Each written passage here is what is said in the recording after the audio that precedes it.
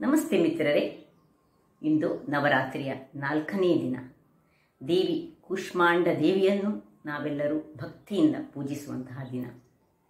ಸೌಂದರ್ಯಕ್ಕೆ ಹಾಗೂ ಧೈರ್ಯಕ್ಕೆ ಹೆಸರಾಗಿರುವಂತಹ ದೇವಿ ಕೂಷ್ಮಾಂಡ ದೇವಿ ಈ ಸೃಷ್ಟಿಯಲ್ಲಿ ಅಂಧಕಾರ ತುಂಬಿರುವಾಗ ತನ್ನ ಮಂದಹಾಸದಿಂದ ಈ ಸೃಷ್ಟಿಯನ್ನೇ ಅಂದರೆ ಈ ಬ್ರಹ್ಮಾಂಡವನ್ನೇ ಸೃಷ್ಟಿಸಿದವಳು.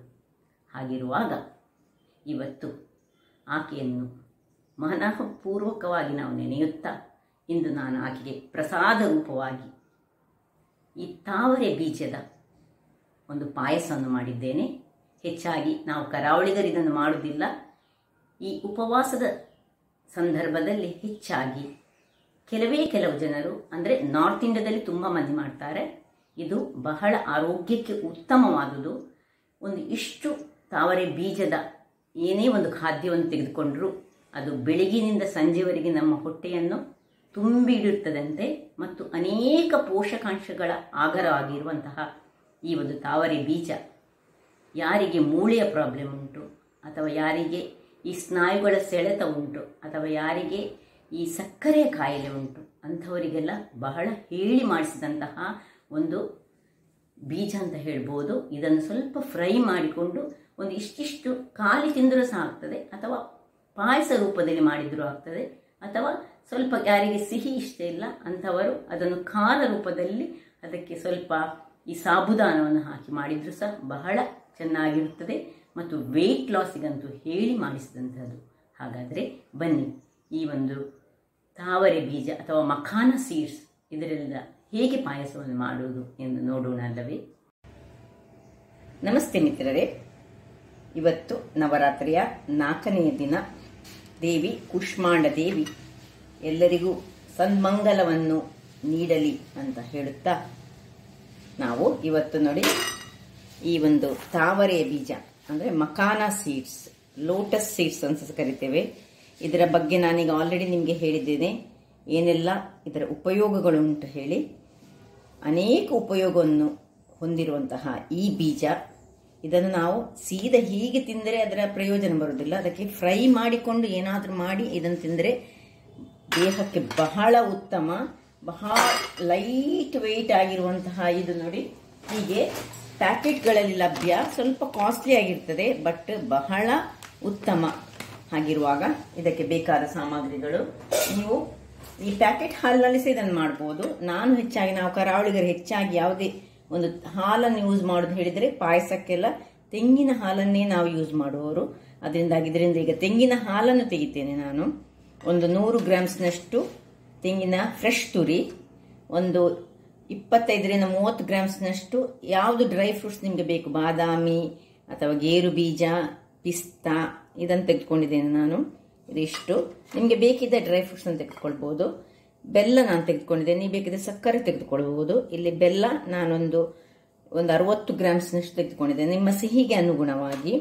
ಮತ್ತೆ ತುಪ್ಪ ಬೇಕು ನಮಗೆ, ಹಾಗೂ ಏಲಕ್ಕಿ. ಈಗ ಮೊದಲಿಗೆ ಇಲ್ಲಿ ಗ್ಯಾಸ್ ಸ್ಟವ್ ಅಲ್ಲಿ ಇದನ್ನು ಆನ್ ಮಾಡಿ ಸ್ವಲ್ಪ ನೀರಲ್ಲಿ ನಾನು ಬೆಲ್ಲವನ್ನು ನೀರು ಮಾಡಿಕೊಳ್ತೇನೆ. ನೋಡಿ, ಇದು ನೀರಾಗ್ತಾ ಇರುವಾಗ ಇಲ್ಲಿ ಈ ತೆಂಗಿನ ತುರಿಯಿಂದ ನಾನು ಹಾಲನ್ನು, ನಿಮಗೆ ಗೊತ್ತಿರ್ಬೋದು ಹಾಲು ಹೇಗೆ ತೆಗೆಯುವುದು ಹೇಳಿ, ಇದಕ್ಕೆ ಒಳ್ಳೆ ದಪ್ಪ ಹಾಲನ್ನು ಇದರಲ್ಲಿ ಒಳ್ಳೆ 2-3 ಸತಿ ತೆಗೆದು ನಿಮಗೆ ನೀರು ಹಾಕ್ತೇನೆ. ತುರಿಗೆ ಚೂರು ಕಲ್ಲುಪ್ಪನ್ನು ಹಾಕಿ ಹಾಲು ತೆಗೆದು ತರ್ತೇನೆ. ವೀಕ್ಷಕರೇ, ಇಲ್ಲಿ ನೋಡಿ ದಪ್ಪ ಒಂದು ಹಾಲು ತೆಗೆದುಕೊಂಡಿದ್ದೇನೆ. ಮತ್ತೆ ನೋಡಿ ಇದು ನೀರು ಹಾಲು ನೋಡಿ ಎಷ್ಟು ಹೇಗೆ ತೆಗೆದುಕೊಂಡಿದ್ದೇನೆ ಹೇಳಿದರೆ ನೋಡಿ ಎಲ್ಲ. ಇದನ್ನು ಯೂಸ್ ಮಾಡಲಿಕ್ಕೆ ಸಾಧ್ಯ ಇಲ್ಲ, ಅಷ್ಟು ಚೆನ್ನಾಗಿ ನಾನು ತೆಂಗಿನ ಹಾಲನ್ನು ಬೇರೆ ಬೇರೆಯಾಗಿ ತೆಗೆದುಕೊಂಡಿದ್ದೇನೆ. ಇಲ್ಲಿ ನೋಡಿ ಇದನ್ನೀಗ ಆಫ್ ಮಾಡಿಕೊಂಡಿದ್ದೇನೆ ನಾನು. ಇದು ಬೆಲ್ಲ ನೀರಾಗಿದೆ. ನಾನು ಸ್ವಲ್ಪ ನೀರಿನಲ್ಲೇ ಬೆಲ್ಲವನ್ನು ನೀರು ಮಾಡಿದೆ. ಯಾಕೆ ಹೇಳಿದ್ರೆ ನನಗೆ ಈಗ ಗಾಳಿಸ್ಲಿಕ್ಕೆ ಬೇಕು, ಅದಕ್ಕೋಸ್ಕರ ನಾನು ಇದನ್ನು ನೀರು ಮಾಡಿಕೊಂಡದ್ದು. ಅಂದರೆ ಬೆಲ್ಲದಲ್ಲಿ ತುಂಬ ಕಸ ಇರ್ತದೆ ಈಗಿನ ಬೆಲ್ಲದಲ್ಲಿ. ಈಗ ಇದೇ ಒಂದು ಇದರಲ್ಲಿ ನಾವು ಇದನ್ನು ಒಲೆಯನ್ನು ಉರಿಸಿಕೊಂಡು ನಾವು ಬಣಾಲೆಯನ್ನು ಇಟ್ಟುಕೊಳ್ಳೋಣ.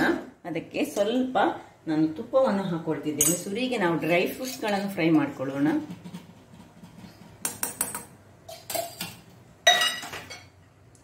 ನೋಡಿ, ಮೊದಲಿಗೆ ನಾನು ಬಾದಾಮನ್ನು ಹಾಕೊಳ್ತಿದ್ದೇನೆ. ಇಲ್ಲದಿದ್ದರೆ ಬೇರೆ ಎಲ್ಲ ಬೇಗ ಕಪ್ಪಾಗ್ತದೆ. ಬಾದಾಮನ್ನು ಸ್ವಲ್ಪ ಫ್ರೈ ಮಾಡುವಾಗಲೇ ಇನ್ನು ಉಳಿದ ಪಿಸ್ತಾ ಮತ್ತು ಗೋಡಂಬಿಯನ್ನು ಹಾಕೊಳ್ತಿದ್ದೇನೆ.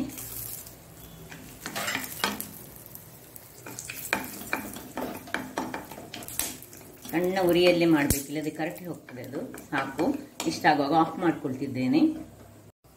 ಇದನ್ನು ಒಂದು ಪಾತ್ರೆಗೆ ನೋಡಿ, ಒಂದು ಬೌಲಿಗೆ ತೆಗೆದುಕೊಳ್ತಿದ್ದೇನೆ. ಹೆಚ್ಚು ಫ್ರೈ ಆಗೋದು ಬೇಡ. ಈಗ ಅದೇ ತುಪ್ಪಕ್ಕೆ ನಾನು ಇನ್ನು ಚೂರು ತುಪ್ಪವನ್ನು ಹಾಕೊಂಡು ಸಣ್ಣ ಉರಿಯಲ್ಲಿಯೇ ನಾನು ಈ ಒಂದು ಮಖಾನದ ಬೀಜವನ್ನು ನೋಡಿ, ಅಂದರೆ ಈ ತಾವರೆಯ ಬೀಜ, ಇದನ್ನು ಚೆನ್ನಾಗಿ ಹುರಿದುಕೊಳ್ತೇನೆ. ಅಂದರೆ ಅದು ಹುರಿಯದಿದ್ದರೆ ಉಂಟಲ್ಲ, ಅದರದ್ದು ಏನೆಲ್ಲ ಅದರಲ್ಲಿ ಸತ್ವಗಳುಂಟು ಅದು ಚೆನ್ನಾಗಿ ಹೊರಬರುವುದಿಲ್ಲ. ವೆಯ್ಟ್ ಲಾಸಿಗಂತೂ ಇದು ಹೇಳಿ ಮಾಡಿದಂಥದ್ದು. ಮತ್ತು ಈ ನಮಗೆ ಕ್ಯಾಲ್ಶಿಯಂನ ಕೊರತೆ ಇದ್ದರೆ ಇದನ್ನು ಚೆನ್ನಾಗಿ ಫ್ರೈ ಮಾಡಿಕೊಂಡು ಸ್ವಲ್ಪ ಹೀಗೆ ಸಹ ಫ್ರೈ ಮಾಡಿ ಸಹ ತಿನ್ಬೋದು. ಹಾಗಿರುವಾಗ ಇದು ವ್ರತದಲ್ಲಿ ಸಹ ಯೂಸ್ ಮಾಡ್ತಾರೆ. ಈ ನವರಾತ್ರಿ ಟೈಮ್ನಲ್ಲಿ ನಾರ್ತ್ ಇಂಡಿಯಾದಲ್ಲೆಲ್ಲ, ನಾವು ಹೆಚ್ಚು ಕರಾವಳಿಗರು ಇದನ್ನು ಹೆಚ್ಚು ಯೂಸೇ ಮಾಡುವುದಿಲ್ಲ. ಬಟ್ ಇದು ಬಹಳ ಉತ್ತಮ ಅಂತ ಈಗ ನಮಗೆ ಗೊತ್ತಾದ ಮೇಲೆ ನಾವೆಲ್ಲರೂ ಸಹ ಈಗ ಯೂಸ್ ಮಾಡಲಿಕ್ಕೆ ಶುರು ಮಾಡಿದ್ದೇವೆ.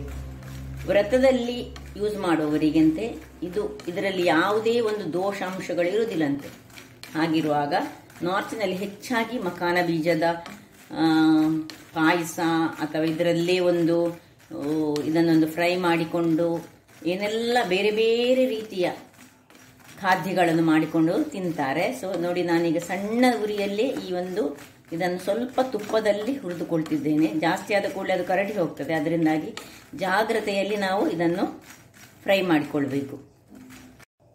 ವೀಕ್ಷಕರೇ ನೋಡಿ, ಇಷ್ಟು ಫ್ರೈ ಆಗುವಾಗ ಇದನ್ನು ನಾವು ಒಂದು ಬಟ್ಟಲಿಗೆ ತೆಗೆದುಕೊಳ್ಳೋಣ. ಈಗ ಇದೇ ಪಾತ್ರೆಯನ್ನು ಸ್ವಲ್ಪ ಒರೆಸಿಕೊಂಡು ನಾವು ಚೆನ್ನಾಗಿ ಒರೆಸಿಕೊಳ್ಳೋಣ.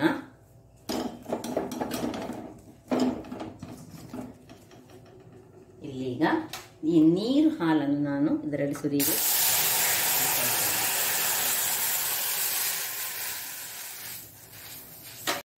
ಈಗ ತೆಂಗಿನ ಕಾಯಿಯ ಹಾಲು ತೆಗೆದದ್ರಲ್ಲಿ ತೆಳು ನೀರನ್ನು ನಾನು ಇದರಲ್ಲಿ ಹಾಕೊಂಡಿದ್ದೇನೆ. ವೀಕ್ಷಕರೇ ಇಲ್ಲಿ ನೋಡಿ, ಇಲ್ಲಿ ಈ ಮಖಾನ ಬೀಜ ನೋಡಿ ಹೇಗೆ ಆಗ್ತದೆ ಹೇಳಿದ್ ನೋಡಿ.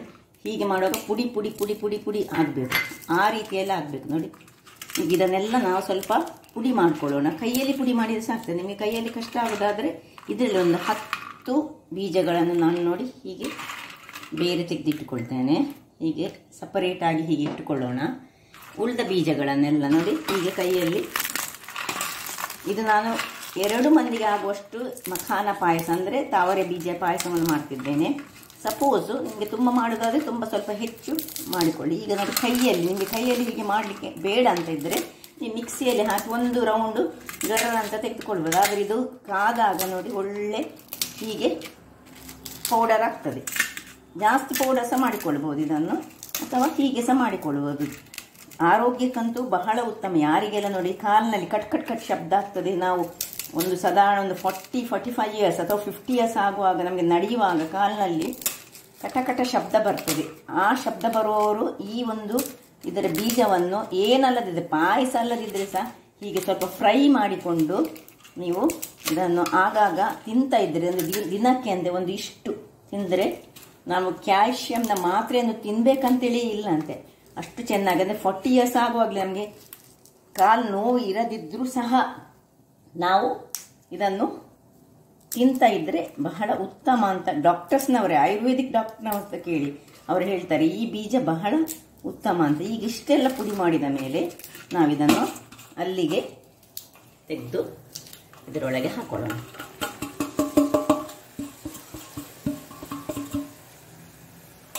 ಈಗ ಉರಿ ಮಾತ್ರ ಸ್ವಲ್ಪ ತುಂಬ ಸಣ್ಣದಿರಲಿ.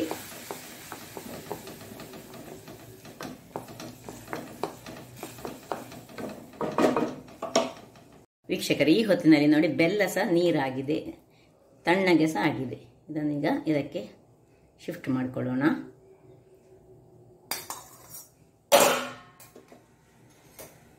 ಒಂದು ಒಳ್ಳೆ ಕುದಿ ಬರಲಿ, ಆಮೇಲೆ ದಪ್ಪ ಹಾಲನ್ನು ಹಾಕೊಳ್ಳಿಕ್ಕುಂಟು. ವೀಕ್ಷಕರೇ, ಇಲ್ಲಿ ಕುದೀತಾ ಬರುವಾಗ ನಾವಿಲ್ಲಿ ನೋಡಿ ಈ ಫ್ರೈ ಮಾಡಿದ ಡ್ರೈ ಫ್ರೂಟ್ಸನ್ನು ನಾವು ಸ್ವಲ್ಪ ಅಲ್ಲಲ್ಲಿಗೆ ಸ್ವಲ್ಪ ಗುದ್ದಿಕೊಳ್ಳೋಣ.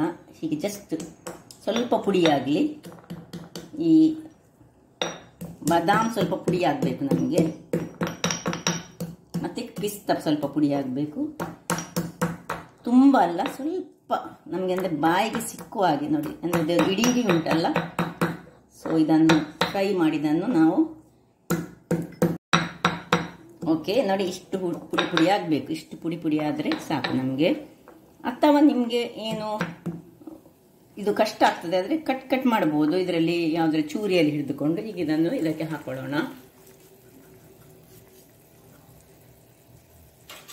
ಹಾಕೊಂಡು ಒಮ್ಮೆ ತಿರುಗಿಸಿಕೊಂಡು 1 ಸ್ಪೂನಿನಷ್ಟು ತುಪ್ಪವನ್ನು ಇದಕ್ಕೆ ನಾನೀಗ ಹಾಕೊಳ್ತಿದ್ದೇನೆ ನೋಡಿ. ಇನ್ನು ಅದರ ಚಂದ ಬರಬೇಕಿದ್ರೆ ನಾವು ಈ ಒಳ್ಳೆ ಹಾಲು, ದಪ್ಪ ಹಾಲನ್ನು ನಾವು ಈಗ ಚೆನ್ನಾಗಿ ಇದಕ್ಕೆ ಹಾಕೊಳ್ಳೋಣ. ಈ ಹೊತ್ತಿನಲ್ಲಿ ನೀವು ಬೇಕಿದ್ರೆ ನೀವು ಬೇರೆ ಪಾಯಸ ಮಾಡೋದಾದ್ರೆ ನೀವೇನ್ ಮಾಡ್ಬೇಕು ಹೇಳಿದ್ರೆ, ಈ ಸಾಬುವನ್ನು ನೆನೆಸಿಟ್ಟ ಸಾಬುವನ್ನು ಬೇಯಿಸಿಟ್ಟ ಸಾಬುವನ್ನು ಸಹ ಹಾಕೊಳ್ಬಹುದು ಇದಕ್ಕೆ. ಆದ್ರೆ ಖಾಲಿ ತಾವರೆ ಬೀಜದ್ದೇ ಮಾಡ್ಬೇಕಂತ ಇದ್ರೆ ನಾವು ಈ ಮೆಥಡ್ ಅಲ್ಲಿ ಮಾಡಿದ್ರೆ ಬಹಳ ರುಚಿಕರವಾಗಿರ್ತದೆ ಮತ್ತೆ ಆರೋಗ್ಯಕ್ಕೆ ಸಹ ಬಹಳ ಒಳ್ಳೆಯದು. ಈಗ ಒಂದು ಕುದಿ ಬಂದಾಗ ಮತ್ತೆ ಇದನ್ನು ಹಾಕ್ಲಿಕ್ಕುಂಟು. ಮತ್ತೆ ಒಂದು ಏಲಕ್ಕಿ ಒಂದು ಬಾಕಿ ಉಂಟು ನಮಗೆ ಹಾಕ್ಲಿಕ್ಕೆ. ಒಂದು ಕುದಿ ಬರಲಿದೆ, ಒಂದು ಮುಚ್ಚಳವನ್ನು ಮುಚ್ಚುತ್ತೇನೆ. ವೀಕ್ಷಕರೇ ನೋಡಿ, ಇದು ಹೆಚ್ಚು ಹೊತ್ತಿಟ್ರೆ ಮುಚ್ಚಳ ಅದು ಕುದಿ ಹೊರಗೆ ಬರ್ತದೆ. ಅದರಿಂದ ಹಾಲು ಹಾಕಿದ ಮೇಲೆ ಒಂದು ಜಾಗ್ರತೆ ಹೇಳಿದರೆ ಅದು ಉಕ್ಕಿ ಬರುವ ಚಾನ್ಸ್ ಇರ್ತದೆ. ತೆಂಗಿನ ಹಾಲಾಗ್ಲಿ ಯಾವುದೇ ಹಾಲಾಗ್ಲಿ, ತೆಂಗಿನ ಹಾಲನ್ನು ಯೂಸ್ ಮಾಡಿದ ನ್ಯಾಚುರಲ್ ಹಾಲನ್ನು ನಾವು ಯೂಸ್ ಮಾಡಿದ ಹಾಗೆ. ಈ ಹೊತ್ತಿನಲ್ಲಿ ನೀವು ಬೇಕಿದೆ ಒಂದು ಪಿಂಚ್ ಆಫ್ ಸಾಲ್ಟ್ ಸಹ ಹಾಕೊಳ್ಬಹುದು. ಇನ್ನು ಕೊನೆಯದಾಗಿ ನೋಡಿ, ಈ ಇಡೀ ಇದನ್ನು ಇದಕ್ಕೆ ಹಾಕೊಂಡು ಆಫ್ ಮಾಡಿಕೊಳ್ಳೋದು. ಹೆಚ್ಚು ಮಾಡಲಿಕ್ಕಿಲ್ಲ. ಇದನ್ನು ಹಾಕೊಂಡು ಆಫ್ ಮಾಡಿಕೊಂಡು ಇನ್ನು ಸರ್ವಿಂಗ್ ಟೈಮ್. ಇದಕ್ಕೆ ಸ್ವಲ್ಪ ಏಲಕ್ಕಿಯನ್ನು ಹಾಕ್ತೇನೆ. ಈಗ ಇಲ್ಲಿ ನೋಡಿ, ಏಲಕ್ಕಿಯನ್ನು ಹಾಕ್ಕೊಳ್ತಿದ್ದೇನೆ.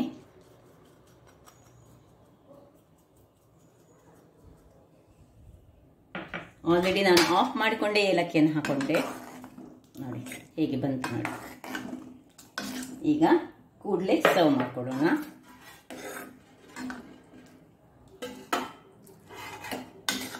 ಮಖಾನ ಬೀಜ ಅಂದರೆ ತಾವರೆಯ ಬೀಜದಿಂದ ಮಾಡಿದಂತಹ ಆರೋಗ್ಯಕರವಾದ ಪಾಯಸ. ಇದರಲ್ಲಿ ಏನಿಲ್ಲ, ತೆಂಗಿನ ಹಾಲು ಸಹ ದೇಹಕ್ಕೆ ಬಹಳ ಉತ್ತಮ.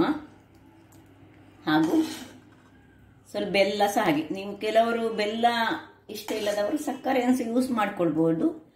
ಬೇಕಿದಷ್ಟು ಡ್ರೈ ಫ್ರೂಟ್ಸ್ ಉಂಟು. ಸೊ ಬಹಳ ರುಚಿಕರವೂ ಆಗಿರ್ತದೆ, ಆರೋಗ್ಯದಾಯಕವೂ ಸಹ ಹೌದು. ಹಾಗಾದರೆ ನೋಡಿದ್ರಲ್ಲ ವೀಕ್ಷಕರೇ, ನೋಡಿ ಏನು ಚೆನ್ನಾಗಿ ಬಂದಿದೆ ನೋಡಿ. ಪರಿಮಳವೂ ಅಷ್ಟೇ ಚೆನ್ನಾಗಿ ಬರ್ತಾ ಉಂಟು. ಬಹಳ ಸುಂದರವಾದ ಈ ಪಾಯಸವನ್ನು ಈ ನವರಾತ್ರಿಯ ಸಂದರ್ಭದಲ್ಲಿ ಮಾಡಿ ನೀವು ಆನಂದಿಸಿ ಎಂದು ಹೇಳುತ್ತಾ, ನನ್ನ ಈ ಕುಕಿಂಗ್ ಚಾನಲ್ ನಿಮಗೆ ಇಷ್ಟ ಆದರೆ ಬೋಳೂರು ಸುವರ್ಣ ಚಾನಲನ್ನು ಲೈಕ್ ಮಾಡಿ, ಶೇರ್ ಮಾಡಿ ಹಾಗೂ ಸಬ್ಸ್ಕ್ರೈಬ್ ಮಾಡಿ. ಹಾಗೂ ನನ್ನ ಇನ್ಸ್ಟಾಗ್ರಾಮ್ ಪೇಜನ್ನು ಫಾಲೋ ಮಾಡಿ. ಧನ್ಯವಾದಗಳು.